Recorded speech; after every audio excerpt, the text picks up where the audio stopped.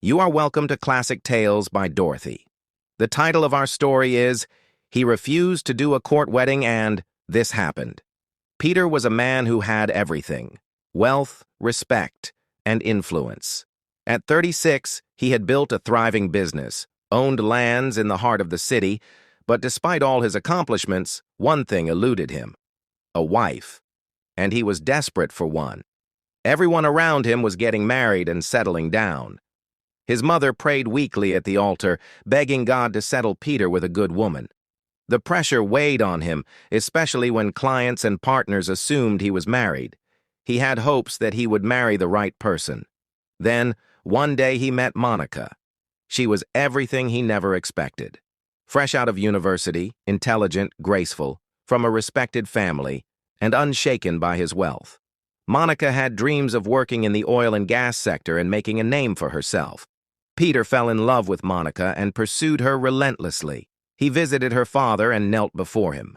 Monica's father was a former commissioner. Peter went to formally ask for Monica's hand in marriage. "I want her, sir. She is the woman I've been praying for." Chief Okafor was impressed, but he had one condition. "Marriage is not just tradition. You must marry her in the court and in the church." Peter hesitated. "I'll do the traditional, but I don't believe in court weddings." Chief Okafor raised an eyebrow. "Why?" Peter smiled. "Because love is spiritual, not legal." His reply was poetic, but something about it felt odd. That night, Monica's father told his daughter, "A man who fears documentation often fears accountability. I have lived long enough to know. I don't know why Peter is afraid of having a court wedding. I hope that he doesn't regret his action in future." Monica had already fallen in love with Peter, and so she was determined to go ahead with the traditional wedding. Peter was the man of her dreams, but she didn't understand why Peter was afraid of having a court wedding. When she tried again to persuade him, he shut it down. "Why are you forcing this court matter? Do you want to trap me?" His question stung. Still, her heart won. Against her father's quiet warnings, she agreed to a grand traditional wedding. She danced in beads and velvet, offered Peter palm wine in a calabash, while cameras flashed and elders nodded in approval. The traditional wedding was a success, and everyone was happy.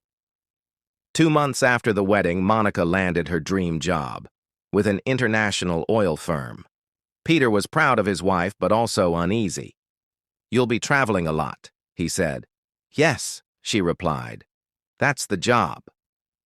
6 months into the job, Peter grew controlling, often questioning her work hours, calling her unexpectedly, showing up at her office. At home, he would boast, "Without me, you wouldn't have this lifestyle." Monica became worried. She couldn't understand her husband anymore. Something told her to stay alert. That's when Monica began to build in silence. She bought her first plot of land, put it in her name, opened an investment account, left Peter out. Every property, every asset, every savings plan registered to her or her future children, never to him. And then, one day, she found something. She was going through the drawer when she saw the envelope, a torn envelope tucked into the back of their document drawer. Inside it, a court marriage certificate, issued 5 years before he met her. Her hands trembled. The name beside Peter's on the document was Susan Smith. Monica was confused and shocked. Was her husband legally married to another woman? Monica wondered to herself. That evening, she confronted him. He stared at the envelope for a long time, then said calmly, "I forgot to take the envelope out of the drawer. Anyway, the marriage is no longer on between the lady and myself. She left, but I never divorced her officially. So, I brought the marriage certificate to the house last week, from my lawyer. We had discussed about the divorce process, so we are working on finalizing the process. That's why I couldn't do the court wedding with you." It was like someone had slapped Monica's soul.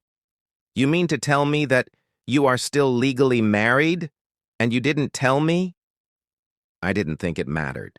He whispered, "You're my real wife." Peter, can you just listen to yourself? In the first place, you didn't even inform me about your first marriage, Monica said. I'm sorry. I didn't want to lose you. Please forgive me. Peter responded to his wife. He felt remorseful. Monica's silence after that night was thunderous. She didn't scream. She didn't run. She simply changed. She became more focused and more intentional about her future. Peter kept on pleading with his wife to forgive him. Monica had no choice but to forgive her husband. Thereafter, they had 2 children. The children brought happiness into the family, but the marriage remained traditional and unofficial. Monica refused to bring up any discussion about the court wedding or the first wife. She concentrated on her job and being a great wife and mother. Then came the unexpected. Monica's company announced a major opportunity, a full transfer and promotion to their branch abroad, a chance to relocate her entire family with corporate sponsorship. Peter's eyes lit up. America? That's a fresh start for all of us. Perfect. There's just one thing, Monica said. They need a court marriage certificate. The silence between them was sharp. I'll do it, Peter blurted. Let's go ahead and do it now. I've changed. Monica smiled gently, then slowly walked to the drawer and placed his old marriage certificate with his first wife on the table. We can't. You're still legally married, Monica calmly told her husband. He paled. I'll fix it. I swear, Peter responded. You had 9 years. 9 solid years to fix it, but you refused to do that. You didn't even inform me about it in the first place, Monica said. His pride crumbled. My business is struggling, Monica. This relocation could save us, Peter said. Now Monica saw it clearly. It was never about love. It was about leverage. Her success had become his strategy. Monica had already informed her father about everything, and so her father called that night, his voice still firm. If you marry him in court now, I will disown you. He mocked our family. Don't agree to his suggestion. Let the world know what integrity looks like. So the next day, Monica made her decision. Number, I won't wait for you to fix it. My company has already informed me that I'm to resume work in 3 weeks' time. 3 weeks cannot fix the divorce between you and your first wife. She declined the court wedding and the illusion of partnership. The children were leaving with her. Peter tried to fight, but legally he had no ground to stand on. He was never her husband in the eyes of the law. My father will make the necessary arrangements to return the money for the bride price if you want, Monica told Peter. Weeks after Monica left with her children, Susan, the first wife, showed up with a lawsuit. She claimed rights to Peter's remaining assets, exposing the fact that his traditional marriage to Monica was invalid.